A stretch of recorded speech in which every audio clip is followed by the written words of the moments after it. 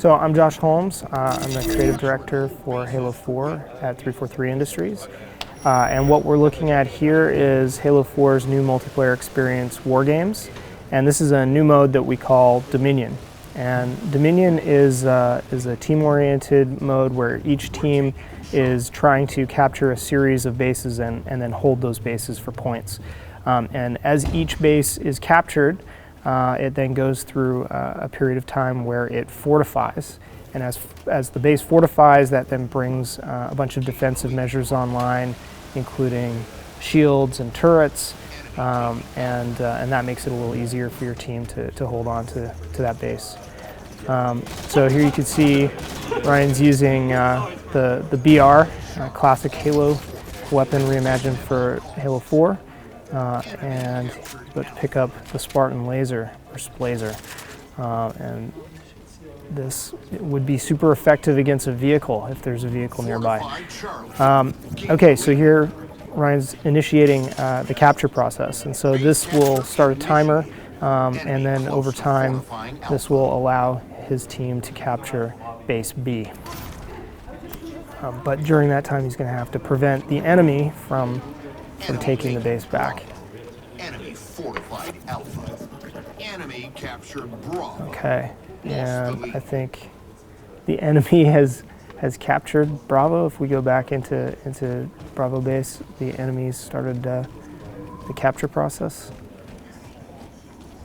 And Enemy close to okay, so now you're going to want to hold off the base capture initiated. enemies here.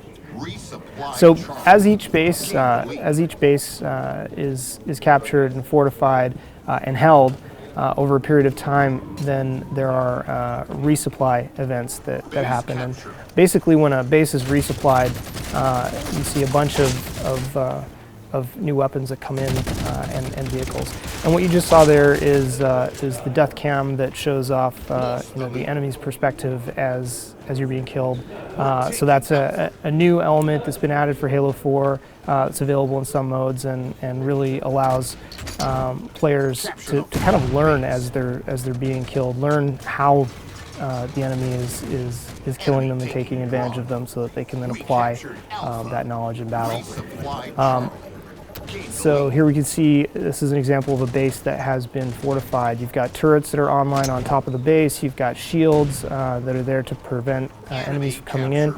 And here's a vehicle pod that Ryan can go over to and deploy a ghost if he wants to take that. And so now he can use that ghost to go and attack the enemy. And so, this map here that we're looking at is a map called Longbow, and it's really a map that's focused on large-scale team combat with lots of vehicle play, really classic Halo feel to it. We're taking Bravo. Resupply And Charlie's been resupplied, so there's going to be new weapons available at C base if Ryan makes his way over there. Another thing that you can see on the edges of the screen, you can see these indicators that are ordnance indicators that point the way to power weapons that have been dropped into the battlefield. You can see when they're marking the rocket launcher on top of the base.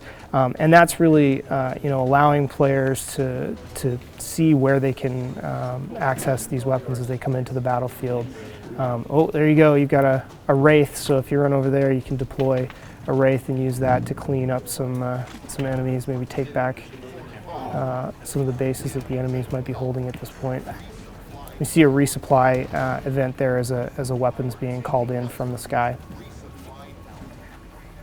So here we're seeing a sequence that is called Last Stand, and basically, it seems like we've got an AFK here. No mercy.